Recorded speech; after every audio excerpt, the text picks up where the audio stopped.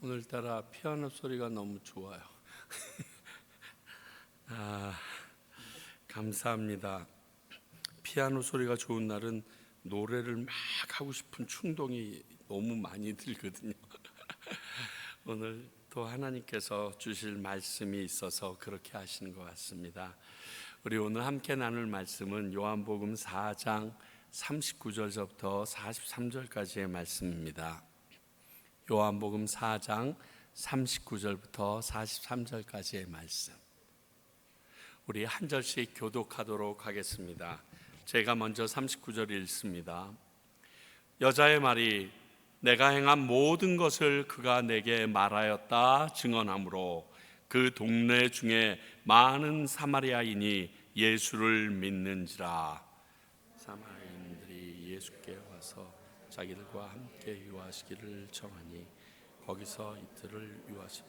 예수의 말씀으로 말미암아 믿는 자가 더욱 많아 그 여자들에게 말하되 이제 우리가 믿는 것은 내 말로 인함이 아니니 이는 우리가 친히 듣고 그가 참으로 세상의 구주신 줄 알미라 하였더라. 함께 읽습니다. 이틀이 지남에 예수께서 거기를 떠나 갈릴리로 가시며. 드디어 이제 사마리아 땅에서 모든 사역이 마쳐지는 내용인데, 오늘 말씀은 이 앞에 우리가 두 주에 걸쳐서 나눴던 예수님의 양식, 즉 잃어버린 영혼들이 돌아오는 것, 그것을 그분은 양식으로 여기신다 얘기했던 내용과 지금이 추수할 때다 아니다 이러한 이야기를 하셨던 것, 그거를 싹 빼버리고 앞에 4장 30절 다음에 39절이 딱 연결되면 굉장히 자연스럽습니다. 자, 그 바로 앞에 28절부터 30절 한번 볼게요. 여자가 물동이를 버려두고 동네로 들어가서 사람들에게 이르되 내가 행한 모든 일을 내게 말한 사람을 와서 보라. 이는 그리스도가 아니냐 하니 그들이 동네에서 나와 예수께로 오더라. 39절 여자의 말이 내가 행한 모든 것을 그가 내게 말하였다 증언하므로 그 동네 중에 많은 사마리아인이 예수를 믿는지라. 아주 자연스럽습니다. 이렇게 되면 가운데 그 내용이 싹 빠지면 딱 연결하면 제일 좋을 듯합니다. 자, 오늘 말씀은요, 사마리아 사람들이 예수를 그리스도로 믿게 됐는데 그 방법과 이유에 대해서 알려주고 있습니다. 저희는 오늘 이 말씀을 통해서 예수님을 구세주로 믿게 되는 경로와 방법, 또 이유들을 살펴보고 우리가 복음을 전할 때도 이 내용들을, 이 방법들을 적용하고자 오늘 말씀을 묵상해 보려고 합니다. 먼저 39절 말씀부터 여자의 증언으로 믿게 된 사마리아인들의 모습이 나오고 있습니다. 분명히 그렇게 말합니다. 사마리아 사람들이 예수를 믿기 위하여 예수님께 나오게 된 이유는 이 사마리아 여인의 증언 때문입니다. 여러분, 이게 왜 중요하냐? 먼저 믿게 된 누군가의 증언이 다른 사람을 예수님께로 인도해 내기 때문에 그렇습니다. 로마서 10장 14절 그런즉 그들이 믿지 아니하는 일을 어찌 부르리요 듣지 못한 일을 어찌 믿으리요 전파하는 자가 없이 어찌 들으리요. 먼저 믿는 자가 있어야 됩니다. 그리고 그 사람이 믿는 바를 전해야 다른 사람이 듣고 믿게 됩니다. 주의해야 될 것은요, 복음 전도의 가장 기본적이며 초석이 되는 방법이 이것인데, 내가 믿지 않는 것을 전해서 다른 사람이 믿게 하는 것, 이거는 사기입니다. 나도 믿지 않는데 그것을 다른 사람이 믿게 해서 그들에게 홀가닥 팔아넘기거나 그들로 믿게 하는 것, 이게 사기꾼이 하는 일이에요. 우리는 예수님을 사기쳐서 믿게 하는 게 아닙니다. 내가 믿었어야 그 믿음을 가지고 나눌 수 있다는 게 굉장히 중요합니다. 그런데 오늘 이 사마리아 여인은 자신이 감추고 싶어 했던, 그래서 예수님의 말도 갑자기 예배대로 확 돌려버립니다. 그랬던 치부였는데 이것을 세세하게 알고 계시는 예수님을 보고 갑자기 선생에서 호칭이 선지자로 바뀝니다. 그리고 내가 그러다라고 얘기하자마자 메시아인 줄 믿고 전도자가 된 것이 오늘의 모습입니다. 사랑하는 성도 여러분, 우리의 간증이 다른 사람을 예수님 앞으로 나오게 할 수 있다라는 사실을 알아야 됩니다. 이런 간증에 대해서 폐해가 물론 있습니다. 간증만 하고 다니시는 분들 있잖아요. 간증꾼이라고 흔히들 얘기하는데 폐해 있습니다. 이것을 생각하지 않는 것은 잘못입니다. 그러나 사탄은 이것을 알고 있어서 나름 이성적이란 사람들에게 간증에 대해서 부정적인 이미지로 막 접근시킵니다.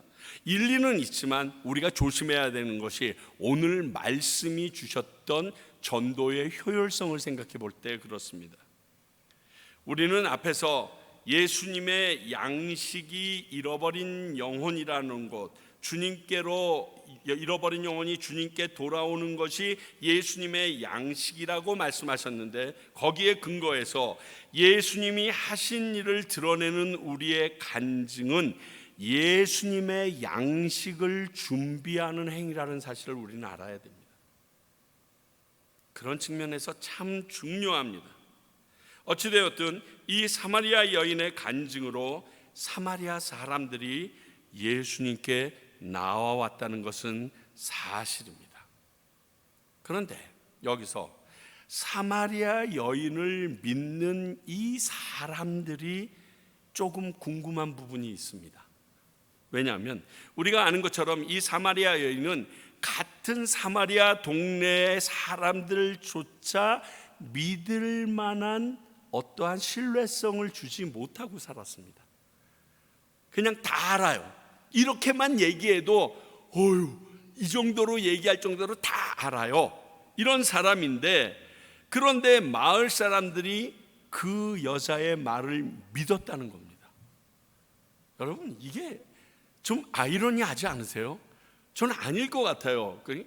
말을 했을 때 신뢰가 되는 사람의 말이 믿기가 좋지, 신뢰가 되지 않는 사람이 아무리 제대로 된 이야기를 해도 사실 신뢰가 안 가기 때문에 그냥 이 정도로 하는 것이 그냥 유재석이나 박보검 수준이지 그 이상은 아니거든요. 그러니까 그렇게 얘기하고 말 텐데 믿고 예수님께로 몰려 나왔습니다. 여러분, 고린도전서 1장 21절 볼까요? 하나님의 지혜에 있어서는 이 세상이 자기 지혜로 하나님을 알지 못하므로 하나님께서 전도에 미련한 것으로 믿는 자들을 구원하시기를 기뻐하셨도다. 자, 이 말씀에 의하면 전도라는 것, 복음을 증거하는 일이 이 세상의 지혜가 아니라 하나님의 지혜라는 사실을 알려줍니다. 우리는 전도가 누구나 다 할 수 있고, 이렇게 전도하면 그 사람이 믿을 거라고 나아가는 것 자체가 하나님이 주신 지혜로 지금 우리가 나가고 있습니다. 세상의 지혜가 아니라는 겁니다. 그래서 이 전도를 세상 사람들은 뭐라고요? 미련한 행위로 여긴다라고 분명히 말했습니다. 이 말은 세상 사람들은 이해할 수 없는 방법인데 이 방법으로 하나님은 구원을 이루어 나가시기로 결정했다, 이런 말씀이에요. 그러니까 전도가 가지고 있는 오묘함이 있습니다. 그래서 이런 좋지 못한 평가를 가지고 있는 과거를 가진 사마리아 여인이 증언을 했음에도 불구하고 그 동네 사람들이 믿었다는 것은 우리의 이성적으로는 이해가 안 됩니다. 왜? 많은 사마리아인들이 예수를 믿었다고 성경이 말하는 것은 하나님의 방법으로 하나님의 지혜가 이룬 일이기 때문에 그래요. 이것이 전도이며 하나님의 지혜로 이룬 구원의 능력입니다. 그러므로 우리가 알 것은 전도는 내 능력이나 자신이 있고 없고가 아니라 하나님이 하시는 일이라는 사실입니다. 그래서 우리가 전도를 나가기 전에 꼭 해야 될 행위가 하나 있는데 그것이 하나님 앞에 기도하는 거예요. 이 전도를 놔두고 그 전도 대상자를 놓고, 그리고 내가 만날 알지 못하는 그 잃어버린 영혼을 놓고 하나님께 기도해야 되는 일이 왜 필요하는가? 하나님의 지혜로 하나님이 필요한 영혼에게 나를 인도하시고 그를 구원하실 계획이 함께 어우러져야 이 전도가 완성되기 때문에 그렇습니다.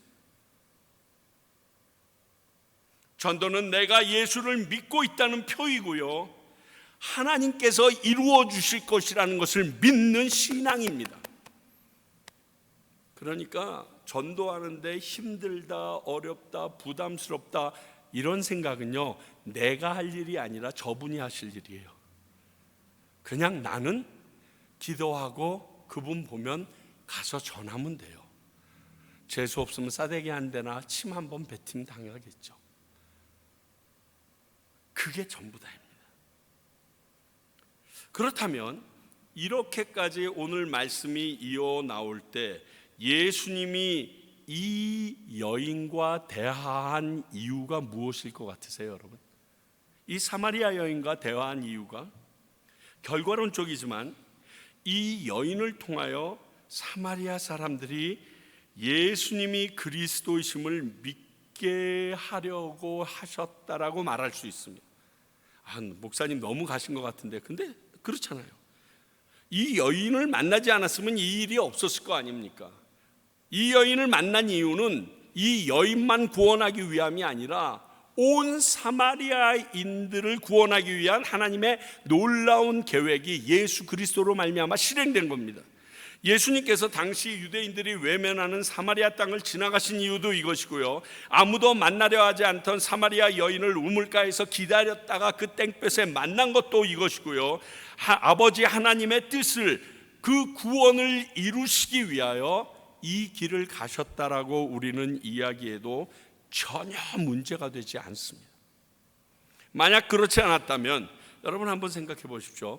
당시 유대인과 사마리아인이 상종합니까? 안 합니다. 그런데 예수님께서 유대인으로 오셔서 복음을 누구에게 전합니까? 개들에게 던질 거 아니라고까지 얘기하시면서 유대인들에게 집중적으로 복음을 전하십니다. 그러면 이 유대인들이 받은 이 복음이 사마리아인에게까지 전해질 가능성이 있었을까요? 없었습니다. 아주 희박합니다. 그러나 이 사마리아인들도 하나님의 구원 계획에 있는 영혼들이라 예수님께서 이 방법을 사용하여서 이 여인을 만나서 복음의 전달자로 삼아내신 것입니다. 그런데 우리는 이렇게 잃어버린 영혼을 구하려는 이런 예수님의 열심이 우리한테 있냐는 것입니다. 이 일은 동족들에게 외면당하는 일이고 손가락질 당하고 심지어는 모욕까지 감수해야 되고 복음을 전하는 사마리아인에게조차 외면당할 수 있는 일이었어요. 이 정도의 리스크를 안고 이런 부담감을 가지고 있으면서도 우리가 잃어버린 영혼을 위하여 예수님의 열심을 내고 있느냐는 겁니다. 정말 많은 시간을 곰곰이 생각해 보게 했던 말씀입니다. 드물게 오늘 이 설교 말씀을 제가 준비한 게 3일이나 됐어요. 3일이나 걸리더라고요. 내용이 너무 단순한 것 같은데 이 내용 가운데 하나님께서 주시고 계시다는 그 오묘한 게 느껴집니다. 읽으면 읽을수록 입에서 막 달아요. 뭔가 구수하고 막 터지는데 이게 뭔지를 찾을 수가 없는 거예요. 그런데 일단 복음 전도에 대한 이야기인데, 유찬아 너 지금 뭐 하고 있니? 이거예요. 너는 이 부담 가지고 이 부담을 안고 나를 전할 용기가 있니? 이게 그분이 나에게 하셨던 질문이에요. 지금 이 말씀 가운데서 여러분 예수님의 마음이 느껴지십니까? 모든 영혼을 구원하고 싶어 하시는 이 예수님의 사랑이 느껴지십니까? 예수님의 사랑은 닿지 않을 사람이 없습니다. 우리가 외면하지 않으면 그분은 어디까지라도 쫓아와서 그 구원의 소식을 전해주실 분입니다. 이걸 기억하십시오. 두 번째, 오늘 예수님의 복음이 온전히 전해졌을 때를 보니까 41절과 42절을 통해서 예수님의 말씀을 친히 듣고 믿게 된 사마리아인들의 모습이 나옵니다. 결국 모여온 사마리아인들은 직접 예수님의 말씀을 듣고 예수님을 그리스도라고 믿게 되었다라고 그 여자한테 고백합니다.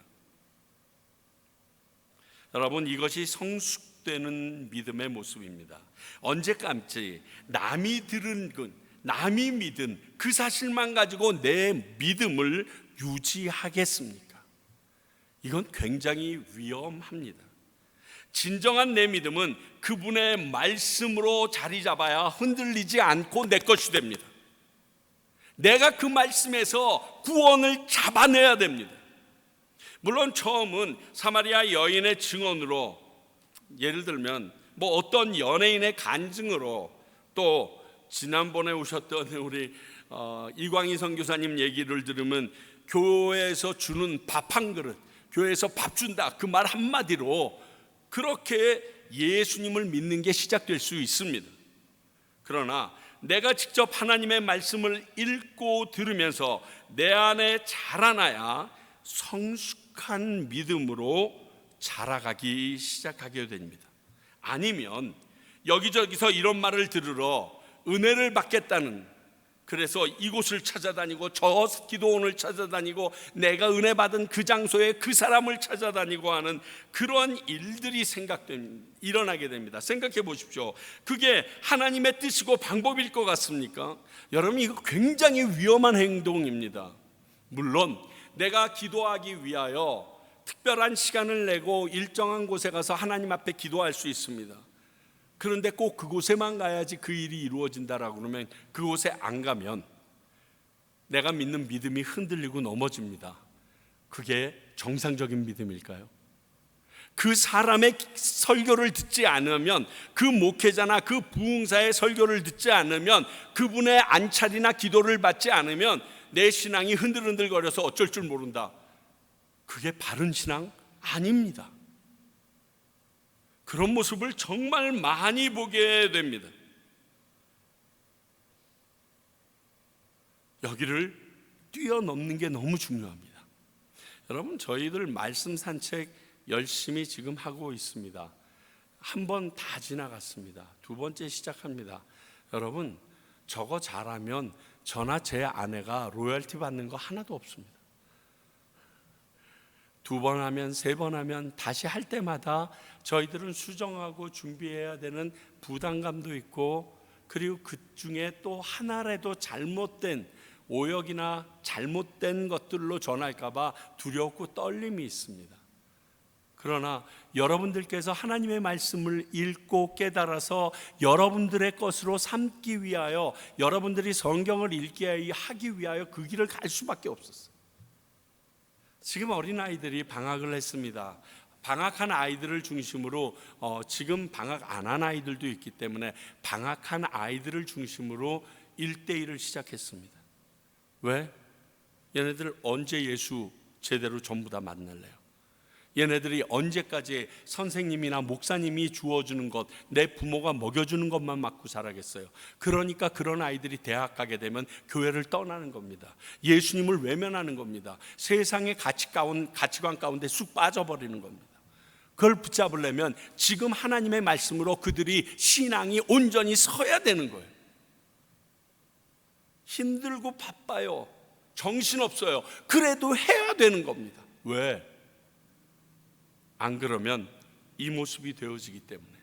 언제까지 사마리아 여인이 뛰어다녔다는 그 흥미진진한 너의 과거를 다 알고 있었어, 대단한데, 여기에 매혹되어 있겠습니까? 말씀을 붙잡는 신앙이 아주 중요합니다. 그런데 예수님의 말씀을 직접 들어도 믿지 않는 자들이 있다라는 겁니다. 우리 잘 알잖아요. 예수님이 오셨던 당시에 예수님의 말씀을 직접 듣고도 그를 믿지 않았을 뿐만이 아니라 도리어 잡아 십자가에 달아 죽여버렸던 사람들도 있었습니다. 그렇다면 반드시 예수님의 말씀을 들어야 믿음을 갖거나 신앙이 성장된다라는 이 논리는 틀린 것이 됩니다. 왜 그럴까요? 성경은 우리에게 이러한 일에 대해서 이렇게 말합니다. 요한복음 1장 5절, 빛이 어둠에 비치되 어둠이 깨닫지 못하더라. 우리 요한복음 처음 시작할 때 나눴던 말씀입니다. 빛이 왔어요. 그런데 이 어둠 속에만 있어서 뭔가 환한 것이 내 눈을 비치고 들어오는데 이게 빛인지 뭔지 몰라요. 너무 어둠 속에서만 있었기 때문에 빛의 존재 자체를 인식할 수가 없게 되어버렸다는 거예요. 이것을 이렇게 말씀하신 이유에 대해서 바울은 이렇게 풀어서 얘기합니다. 고린도후서 4장 3절 4절, 만일 우리의 복음이 가리었으면 망하는 자들에게 가리운 것이다. 그중 이 세상의 신이 믿지 아니하는 자들의 마음을 혼미하게 하여 그리스도의 영광의 복음의 광채가 비치지 못하게 함이니 그리스도는 하나님의 형상이다. 내가 보고 싶어도 보지 못하게, 아니 내가 세상이 더 좋아서 어두움이 더 좋아서 빛을 알아볼 수 없게끔 어둠의 세력들이 그 눈을 가려버려서 알지 못하는 것이지, 하나님의 말씀이 능력이 없거나 하나님의 말씀이 말씀하신 것처럼 나의 신앙을 성장시키는 요건과 자양분이 없어서가 아니라는 말씀입니다. 사람들이 한마디로 어둠을 더 따른 결과로 주어진 것입니다. 그렇다면 우리는 이 일을 어떻게 받아들여야 하나요? 이게 무슨 소리야? 우리가 믿지 않는 이들보다 깨달음이 있거나 지혜로운 자들이라고 이 자리에 앉아있지 않는 거 아시잖아요. 그럼 결론은 하나예요. 우리들이 예수님의 말씀을 듣고 믿음으로 모이는 것은 전적으로 하나님의 선물입니다. 그 외에는 설명이 안 돼요. 그냥 하나님께서 너희들한테는 줄게. 오늘 이 예수 그리스도에 대해서 알고 있으면서 그 하나님을 갈망하여 나오지 않는 그들에게는 가려버릴 거야. 끝이야. 이 다음에 천국 가시면 주님께 좀 물어보십시오. 왜 나에게는 이 선물을 주셨는지. 지금으로서는 우리는 그 이유를 알 수 없습니다. 그러나 확실한 건 천국 가면 이거 물어보지 않습니다. 여러분 당연하지 않겠어요? 난 지금 천국 갔어. 그런데 저 지옥에 끓는 불에 누가 있어. 근데 나는 여기 왔는 이유를 꼭 알아야 될까요?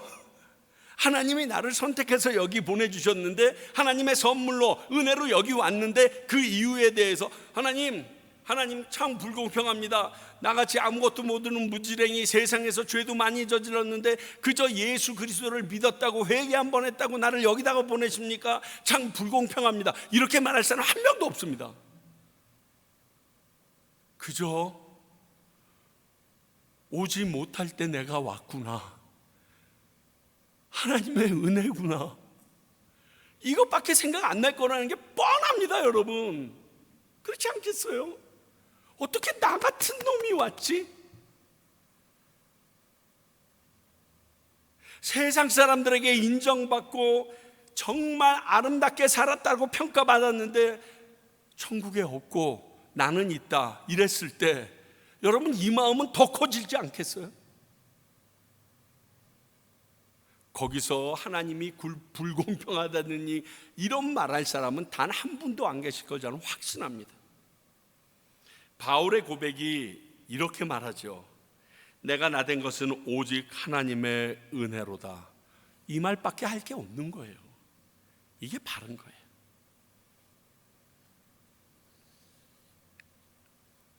그런데 오늘 말씀을 읽으면서 또 하나 제 마음에 와서 쿵 쳤던 내용이 이겁니다. 이 사마리아 여인의 사명은 예수님 앞으로 사람들을 인도하는 것까지입니다. 여기까지였던 것 같아요. 이것은 목회자들도 전도자들도 알아야 합니다. 아니면 교만과 욕심으로 하나님 앞에 월권이 시작됩니다. 하나님이 내게 맡겨주신 것보다 더 나은 존재로 착각하기 시작합니다. 보시다시피 이것으로 예수님과 사마리아 여인의 만남은 끝이 납니다. 근데 여러분, 이 사마리아 여인의 이름 아십니까? 성경은 알려주고 있지 않습니다. 그리고 이 사마리아 여인의 이 후로의 삶에 대해서 아십니까? 우리는 알지 못합니다. 이게 맞습니다. 거라사 지방에 귀신 들렸던 그 사람, 귀신에서 자유하게 되고서 예수님께서 너는 이 지방에서 남아서 나의 증인이다라고 얘기했던 그 사람이 이후에 어떻게 됐는지 모릅니다. 그러나 하나 확실한 거는 그 사람의 이름은 모르는데 천국에 있을 거라는 거예요. 고린도전서 9장 27절, 내가 내 몸을 쳐 복종하게 함은 내가 남에게 전파한 후에 자신이 도리어 버림을 당할까 두려워함이로다. 이게 사도 바울의 간절한 두려움이었어요. 이 두려움 저에게도 있습니다. 아마 우리 김태중 선교사님에게도 있을걸요. 열심히 복음 전했는데 나는 버림당할까 봐. 왜? 내 이름 내고 내가 하나님께서 하라는 그 선을 넘었을까 봐. 이전에 나눈 적이 있지만 모라비안 선교사이기도 했던 진젠도르프 백작이 있습니다. 그 진젠도르프 백작이 이렇게 말합니다. Preach the gospel, die and be forgotten. 자, 복음 전해. 그리고 죽어. 그리고 너는 잊혀지면 돼. 이거예요.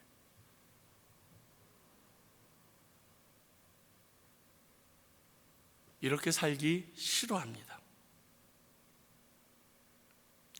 목사도 선교사들도 이렇게만 사는 것 고백은 하지만 참 힘든 길입니다.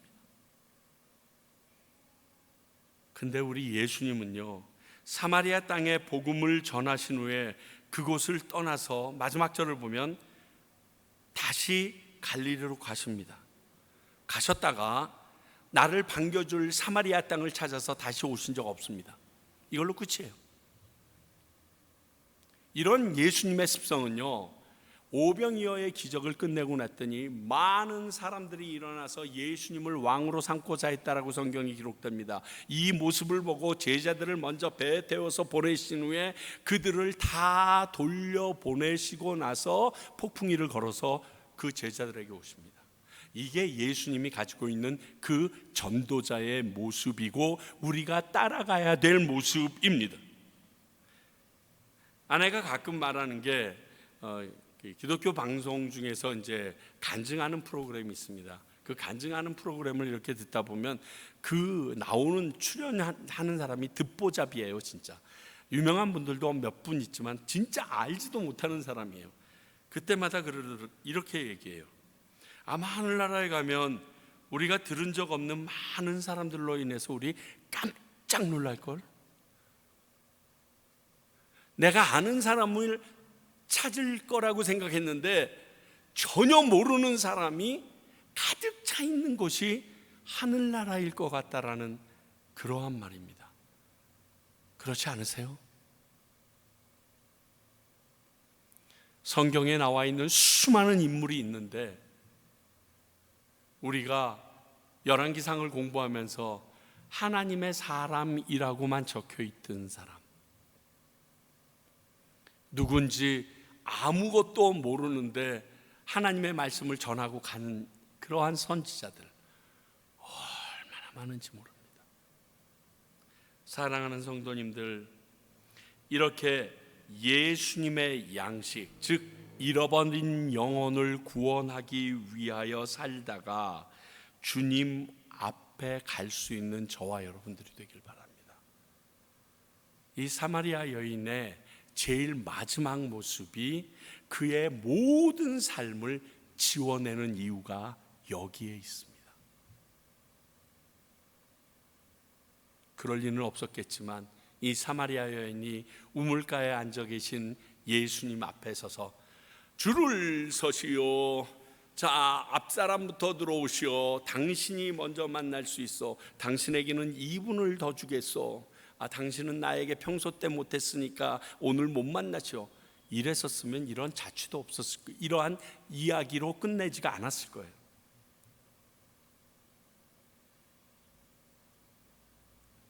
이 땅에서 영광이나 인정에 상관없이 우리는 이런 삶을 살아야 합니다. 하나님께서 반드시 기억하시고 갚아 주실 것입니다. 이것이 우리에게 필요한 마음입니다. 오늘 이 말씀은 짧지만 우리들에게 복음이 들어왔을 때 내게 어떻게 정착되어지고 이 복음을 가지고 내가 어떻게 증거하며 살아야 되는지에 대하여 아주 정확하게 알려주고 있습니다.